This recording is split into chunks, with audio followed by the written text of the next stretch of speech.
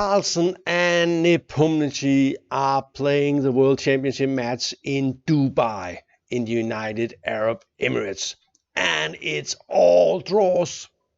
And if we count the draws from the previous World Championship match and the 2 draws in the previous World Championship match, we had something like 19 draws in a row in normal chess games in the World Championship. So this drawing dead, is this going to, what's happening? Maybe.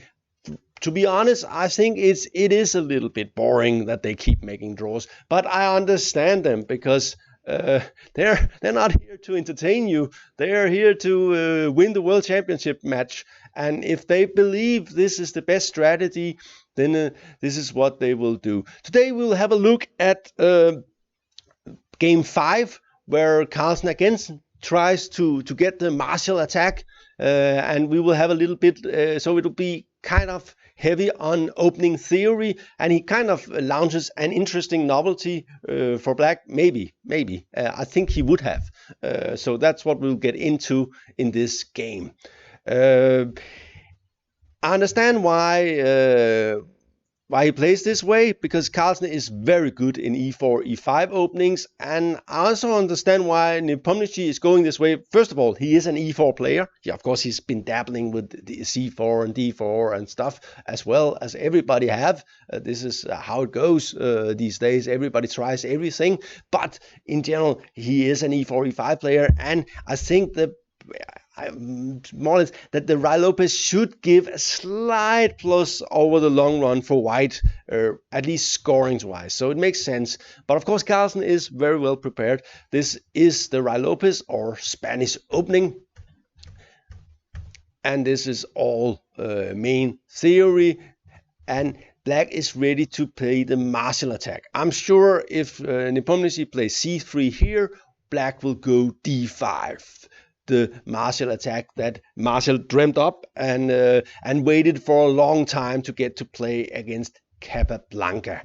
And in the Carlsen team, I'm sure that you'll find Jan Gustafsson, who is probably one of the biggest experts on the martial attack. I remember he was the Danish team captain and the second preparing the Danish team in 2010. And he gave me his files on the martial, and that was 11 years ago, and they were pretty good. I felt really comfortable as black. I didn't get to play it, but I was very well prepared, and of course he's been working on it ever since, coming up with another new ideas, and I'm sure that Gustafsson believes that the martial is 100% correct. So he's just finding ways for black to play. I think he also has a chessable course, something like opening repertoire of a lifetime. By the way, if you keep playing these lines forever, that is supposed to be for a lifetime, you will have a problem, because of course some of the lines will be refuted along the way, or found that white can get an advantage. But Nepomniactchi is not ready for the martial. In the first game he tried h3, in the third game he tried a4, and it was an interesting game. Here he again tries a4, and black plays rook b8, which is surprising. The two main moves in the first game, in game 3, Carlsen played bishop b7. And the main move for a long time has been b4. It is my feeling that these positions are slightly better for white, but of course they are definitely playable for black and lead to rich play. But I'm not sure Carlsen wants rich play with black. I think he wants rich play with white, like the gambit he played in the Catalan. But rook b8 is considered slightly bad due to this, that black just he kept his pawn and his structure intact, but he gave white the a file for free. Here the main move for white is c3, and I'm sure that they had prepared to play d5 in sort of a martial style way of playing. And I've been just looking for some ideas for black here, something like this, and just playing the old martial way. The thing is, this is how Martial in the old days played against Capablanca, but here there is this actually a little bit better for Black, because he has a new resource that he didn't have in the other line, and that is Rook b6, going somewhere on the king side and attacking. This could show in, for instance, if we go knight f6, d4, if we play like this, and here, for instance, after this move, already here Black is equalizing with, and White has to take a perpetual check, something like this. And they just give check, check, check, check. So this makes sense that this is good. Okay, probably the critical stuff is something like this. But even here, I think after something like this, maybe this move, Black probably has decent compensation here for a pawn. White doesn't come sort of coordinate very well, and this structure is weird with the pawns here. So I think you can play this with Black and get decent result. And if you have prepared this with some sort of a supercomputer for a long time, you will definitely be fine, I think, especially against an unprepared opponent where you can just move instantly all the way. So this could have been kind of interesting for to see if this was the idea. I think it was. Anyway, Nepomniactchi smelled the rat and played a3. And now the martial attack line is just ridiculous, because White has not weakened this square and taking away this square for the knight. So Black will have to play d6, but a3 is of course not a sort of very aggressive move. And here comes a b4, and we see that Black actually is getting something for having the rook on this, and so he abandoned the a file just to open the b file. Kind of nice. d3 takes, and here comes a new martial-like stuff, and yeah.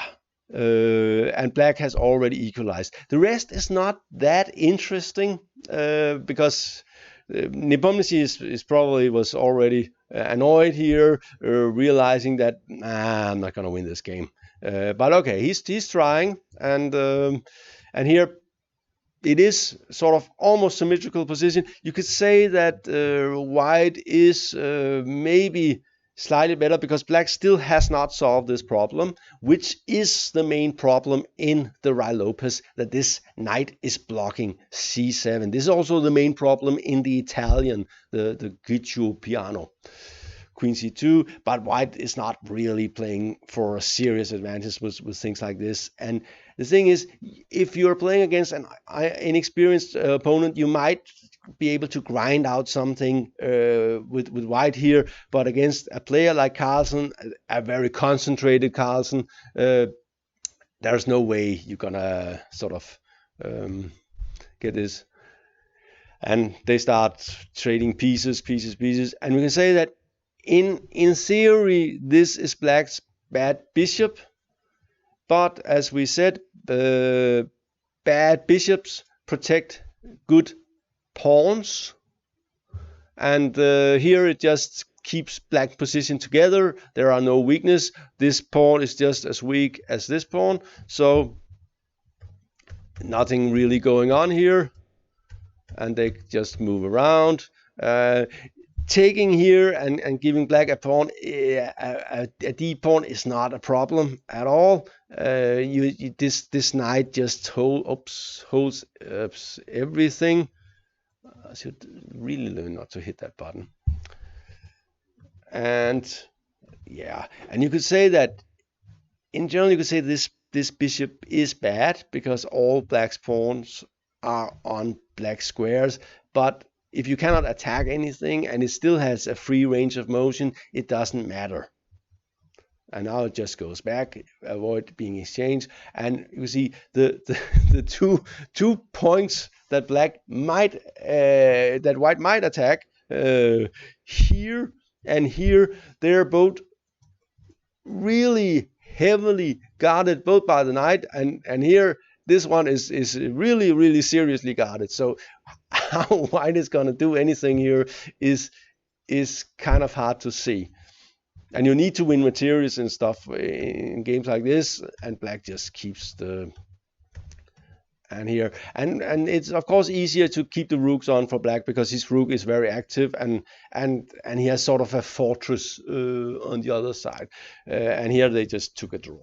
So will we see more like this? Maybe. We are of course hoping that one of the players will try to take more chances with white and black, especially with white, because it seems both players have the same plan: play very solid, good, well-prepared openings with black, and hold and wait for the white win when my seconds or as myself has found something or outplayed my opponent.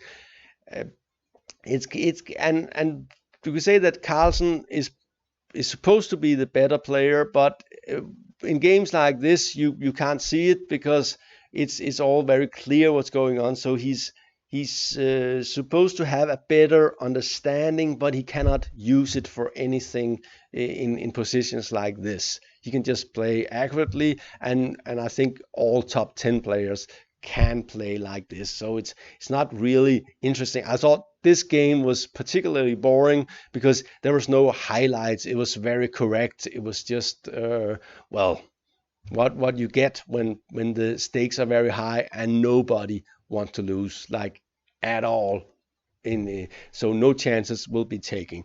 Anyway, this was GM Talks. Let's hope there will be more action later in the match. Thank you for watching.